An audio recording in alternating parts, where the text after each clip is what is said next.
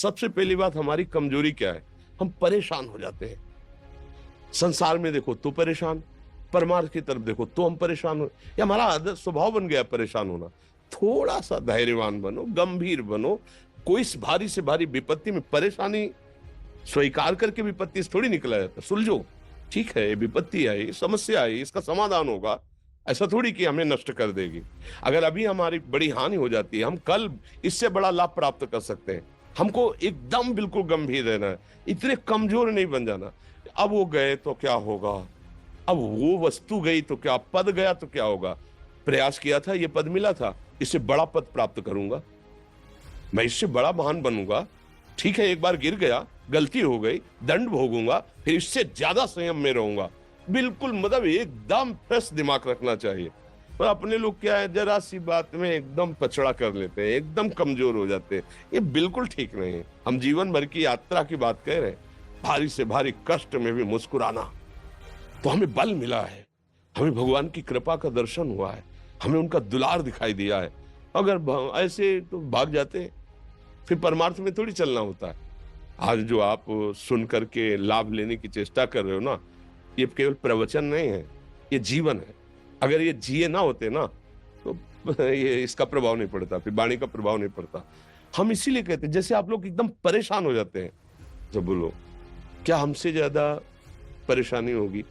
दोनों किडनी खराब, दवाई लाने के लिए पैसे नहीं, पानी रखा है हम उठ के पी नहीं सकते, भीषण शरीर में कष्ट, भीषण बुखार, क्योंकि किडनी फेल, जरा में बुखार, खाने को क्या, रोटी मांग के लाओ। अगर वहां सब्जी मिलती है तो लाल मिर्च ऐसी पड़ के मिलती थी कि वो पा नहीं सकते थे। आप सोचो, पानी लाना है तो मुझे लाना है, पीना है तो मुझे पीना है।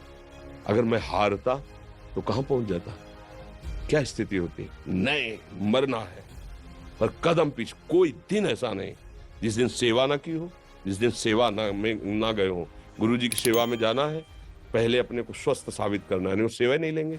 तुम बीमार हो, तुम कष्ट में हो, ऐसे उनकी दृष्टि परेशान थे, उनकी सेवा की, आके लेट गए। फिर हिम्मत की, अपनी श्री जी की सेवा की, मधुकरी नहीं गए, 3-3 4-4 दिन भोजन नहीं गए, पर सेवा नहीं छोड़ा, दिनचर्या नहीं छोड़ी। और उसका प्रधान कारण संयम, ब्रह्मचर्य, भगवदाश्रय, नाम जप, कभी हारने नहीं दिया।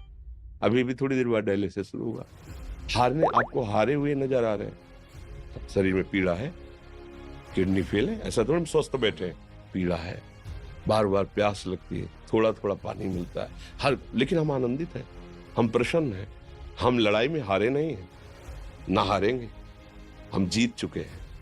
हम अपने मालिक के भरोसे में अपना सब बात, तो वो ये हम अपनी बड़ाई नहीं बता रहे, हम आपको बता रहे समस्या। सोचो, तुम्हारे पास तो माँ है, भाई है, बहन है, परिवार है, कोई ना कोई तो है ना। मेरा किसी ने कभी जीवन में ध्यान भी नहीं दिया। क्यों? बचपन से बाबा जी बन गए, किसी से प्यार नहीं, किसी से संबंध नहीं, कोई जानकारी नहीं, हम कहाँ हैं वो कहाँ, किसी कोई मतलब नहीं। जवान साधु कौन श्रद्धा करे? कभी गांव जाने की हिम्मत नहीं पड़ती कि रोटी मांग ले, पता नहीं लोग क्या सोचेंगे, क्या भावना कर ले। हम दरवाजे पे खड़े हैं, या कैसी भाव, जो हमारे सामने आकाश वृत्ति से आया यौवन अवस्था में, वही पाया, अन्यथा भूखे रह गए। जब हम हर समय अपने को विवेक के द्वारा सावधान रखे, तो हम कभी निराश नहीं हुए, कभी उदास नहीं हुए, कभी ऐसा नहीं लगा कि यार हम दुखी, कभी नहीं लगा। उसी का फल है कि उस सुख का संकेत मिल गया जहां दुख की निशानी भी नहीं है। वही उसी के बच्चे हो, हम सब उसी धातु से बने हुए हैं। हम इतना क्यों परेशान हो जाते हैं? हम ये देखते हैं, अपने लोग थोड़ी बात बिगड़ गई, परेशान नहीं, बिगड़ी तो बिगड़ जाने की संभावना में परेशान है। आज सुख है, लेकिन कल सुख छिन जाएगा, तो हम आज के सुख में सुखी ना होकर कल के दुख की आने की संभावना में हम भयभीत हो। मतलब क्या हमारी सोच रह गई?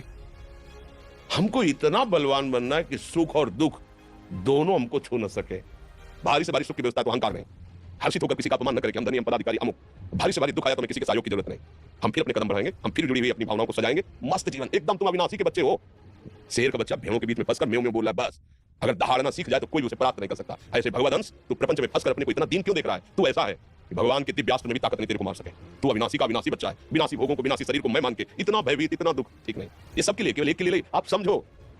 आप लोग सोचते हैं गृहस्थ होकर भला ऐसी स्थिति कैसे? जनक जी सुखदेव जी के गुरु हैं, और राजा हैं, महल है, रानियां हैं, नौकर है, चाकर। क्या सुखदेव जी जिनके शरीर में लंगोटी भी नहीं है, दिगंबर, परमहंस के गुरु हैं जनक जी, जो राजा हैं। समझो, आप ऐसा ना सोचे कि अब नौकरी कर रहे हैं, हम संसार में, हम गृहस्थ हैं, हम आध्यात्मिक की ऊंचाई पर नहीं चढ़ सकते। नहीं, आप एक सरकारी नौकरी या आप किसानी या व्यापार करते हुए आप एक अध्यात्म की ऊंचाई में चढ़ सकते हैं। और अध्यात्म ही है जो तुम्हें इस माया के दुख सुख से ऊपर उठा सकता है। दूसरा, चाहे जितनी संपत्ति आ जाए, आप सुखी नहीं हो सकते। सब देख लो।